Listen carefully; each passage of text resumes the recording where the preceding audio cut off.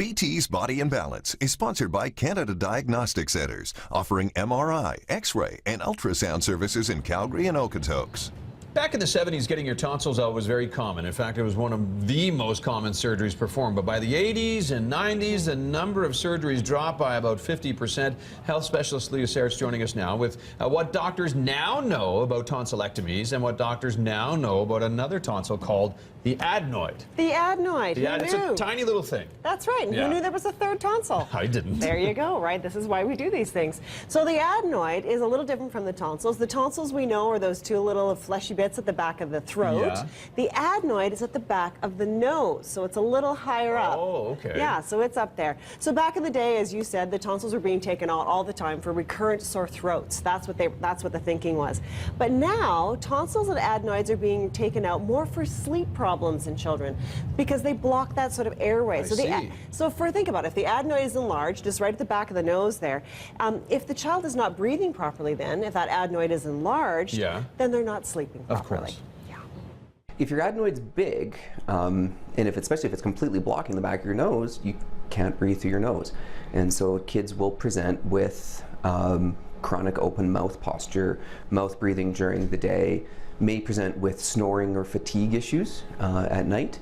20% of kids snore, so we don't focus as much on kids who snore. We're focusing more on kids who snore, and because of the snoring, their sleep is disrupted. And because of that, they're exhausted in the morning and tired throughout the day. And those are the kids that we start to wonder if taking out either the tonsils or the adenoid or both is going to be of some benefit.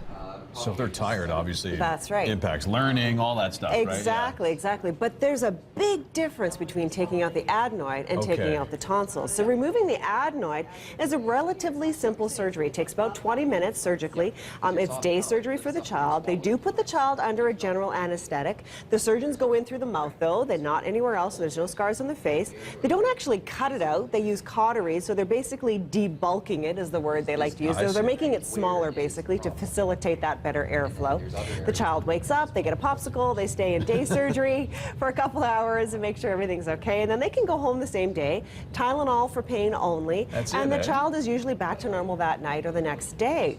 This is for the adenoid. Dr. Juncker explains getting the tonsils out is a much bigger deal. In fact, he uses the words brutal and miserable to describe the surgery to parents.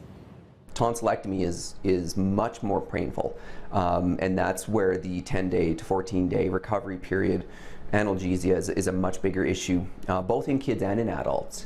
And that's why, part of why you want to figure out where the problem is. If it's just the adenoid, leave the tonsils, and then you don't have those issues with pain control and dehydration and bleeding that come along with the tonsillectomy that we don't see with an adenoidectomy. So think about it. So when you get a scab on your knee, for example, and you got to keep moving that knee all the time, that scab breaks open, it bleeds, it hurts. So the tonsils are at the back of the throat. So it is moving all the time. Every time that child swallows, every time that child breathes, that scab's going to move, it's going to break, it's going to hurt. No wonder it's painful. Exactly. No wonder it's painful, and no wonder why it takes so long to heal, up to 2 weeks. It's also why there are often more complications with tonsillectomies than an adenoidectomy. So, I mean, these complications can even be quite serious. We're talking very rarely bleeding and even death. So this is a very serious thing. And so you'll recall that the adenoid is higher up, so it's at the back of the nose. So that's much simpler. It's not moving at all. It's not involved in those processes at all. So this is why it's really critical to figure out what in fact is causing the problem. And then, of course, how serious is the problem? So is my child falling asleep in the car when we're driving? Are they exhausted all day long?